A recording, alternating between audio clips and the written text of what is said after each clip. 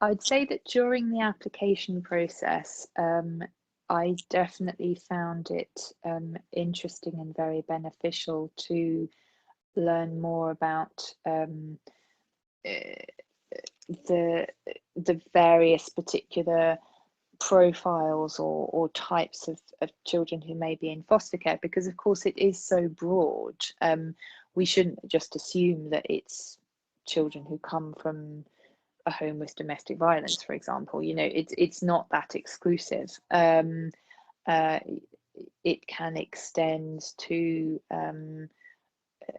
include older children, you know, possibly even refugee or asylum seekers. And it may be children who perhaps just for medical reasons, parents are unable to care for them. And so I that is certainly an aspect which I think is important, to have that information and see what are all the different types of issues that there may be, the different types of profiles and cases.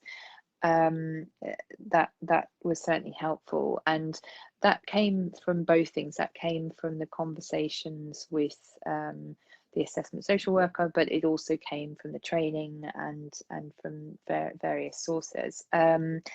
And then definitely I found it very helpful um, to have some interaction with it, foster carers who have already been doing that perhaps for a few years, or who have some experience. That was also one of the things I said at the end, that it would possibly have been helpful to have had more of.